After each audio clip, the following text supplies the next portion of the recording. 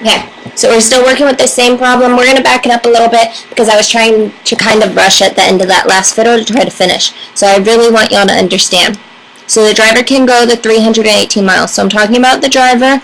I want to know the unit rate for 1 hour. So we're talking about the driver's distance. That's what this is representing. The distance the driver goes. And we said the total distance the driver goes was 318. That's the total distance he goes. So we dealt with the 318, that's the total distance he goes. From the south rim of the Grand Canyon to Durango, Colorado in 6 hours. So all of this is just a bunch of information about where he's going, nothing that needs to go into our model. We knew that it was 6 hours though. So we said, well, if he traveled this total distance, 318 miles, in 6 hours, that means we need to split our bar into 6 sections. Each section represents 1 hour.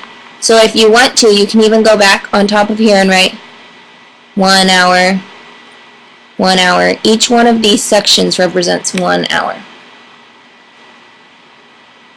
1 hour, 1 hour, 1 hour, 1 hour. So it's a total of 6 hours that he drove. So we dealt with that information. And then we know that the question is asking us, what's the driver's rate of speed? So that wants to know how much he traveled in 1 hour. So we want to solve how much he traveled in 1 hour. That's this one section. Our answer sentence, the driver can go blank miles in 1 hour. So looking at this, how do you think we could solve for how far he can go in 1 hour? Well, we know the total distance is 318. We know that there's 6 sections, and they're supposed to be split evenly because he's traveling 318 miles in 6 hours, so each hour he should be traveling about the same. So, in order to solve this, our answer is going to be how much he can travel in 1 hour. So I'm going to put my question mark right here. How much he can travel in 1 hour. That's what we want to know. That's going to be our answer. So we look here, we're going to write our first little dot.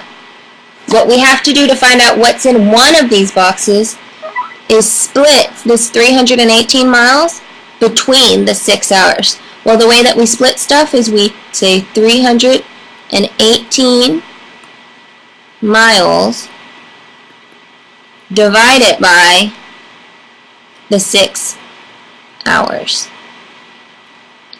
So all we have to do to figure out how much it is for 1 hour is just divide this by 6. So we can go over here and do a little scratch for it. 318 goes inside because it's on top. That's the man. The horse, 6 goes outside. Divided by 6. 6 can't go into 3, so I'm going to put a little X to hold my spot. 6 goes into 31. 5 times. 6 times 5 is 30. 31 take away 30 is 1. Bring down our 8. 6 can go into 18 3 times. 3 times 6 is 18. 18 minus 18 is 0. So this time we're done. If we weren't done here, if it weren't a whole number, we could still go back and add our decimal and our 0 and bring down our 0. In this case, that's unnecessary because we already had 0 down there. But if you need to, you can, and that means you just have to add your decimal spot in your answer and keep going. But we know that each hour then takes 53 miles. Each hour would be 53. So we get to plug in 53 for each of these boxes. That means our question mark is equal to 53.